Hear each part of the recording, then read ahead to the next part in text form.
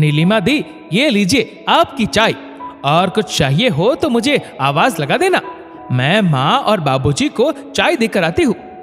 जी भाभी। वैसे भाभी, मुझे आपसे कुछ काम था। आप तो कंप्यूटर इंजीनियर हो ना? मेरे लैपटॉप में कुछ परेशानी हो गई है।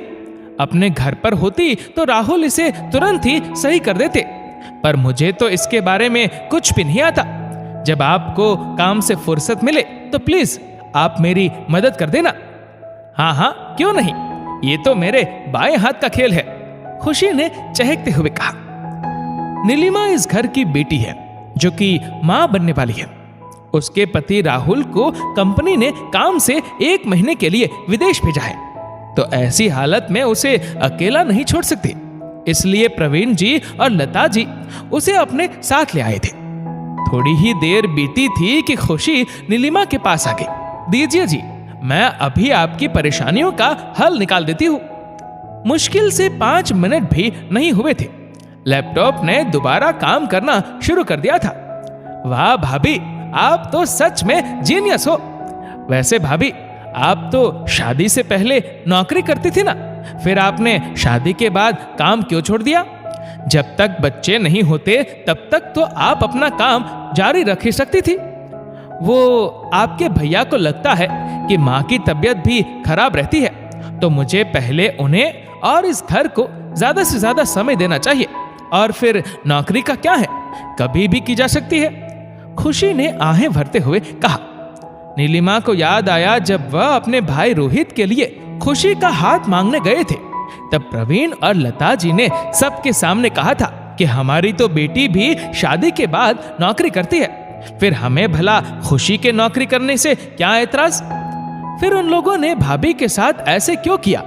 नीलिमा को कुछ समझ नहीं आया। एक सुबह, नीलिमा बेटी, क्या बात हुई? दामाद जी का फोन आया था, कुछ परेशान दिख रहे थे। उन्होंने बताया कि तुम अपनी नौकरी छोड़ रही हो। लता जी ने कहा, हाँ माँ, अब ऐसी हालत में मुझसे नौकरी नहीं की जाती, और फिर जब राहुल अच्छे खासे पैसे कमा ही रहा है तो फिर मुझे काम करने की क्या जरूरत? मैं भी अब चैन से घर पर रहना चाहती हूँ। माँ, मैंने सामान भी बांध लिया है, मैं राहुल के मम्मी पापा के पास जा रही हूँ, अब से वहीं रहूंगी। तू ऐसी बात क्यों कर रही है? समधन जी की तो वैसे ही तबीयत सही नहीं रहती, इसलिए दामाद जी तेरी जिम्मेदारी हम पर छोड़कर गए हैं। और रही बात नौकरी की, तो चल तू मत कर, पर जब तक घर बैठ वर्क फ्रॉम होम चल रहा है तब तक तू कर ही सकती है। बेटा, लड़की हो या लड़का, दोनों को ही शादी के बाद भी नौकरी करने का पूरा हक है। और फिर तुझे क्या हमने इसी दिन के लिए पढ़ाया लिखाया था कि तू घर पर बैठ जाए? बेटा, अगर आप काम के साथ साथ घर को भी अच्छे तरीके से व्यवस्थित रखो तो मुझे नहीं लगता कि काम करने में कोई परेशानी है। और फिर तुम तो ये दोनों ही काम बहुत अच्छे से संभाल रही हो। मैंने कई बार समधन जी और दामाद जी से तेरी तारीफ भी सुनी है। माँ, फिर आपने कैसे सोच लिया कि खुशी भाभी ये सब शादी के बाद नहीं कर पाएंगी? उनके माता पिता ने भी तो उन्हें खूब पढ़ा लिखा कर कंप्यूटर इंजीनियर बनाया होगा, और फिर उन्होंने तो शादी भी एक ऐसे परिवार में की थी जहां बहू के नौकरी करने से कोई परेशानी न हो। फिर आपने और भैया ने भाभी को नौकरी क्यों नहीं करने दी? लता जी को अपनी गलती का एहसास हो जाता है। एक सुबह दही शक्कर खाकर जा, फिर देखना मेरी होशियार बहू को सिलेक्ट होने से कोई नहीं रोक सकता। ऑल द बेस्ट भाभी, पीछे से आकर नीलिमा ने कहा। सच, अगर आपके जैसी ननद हो तो हर भाभी के जीवन में सिर्फ खुशियां ही खुशियां आती है।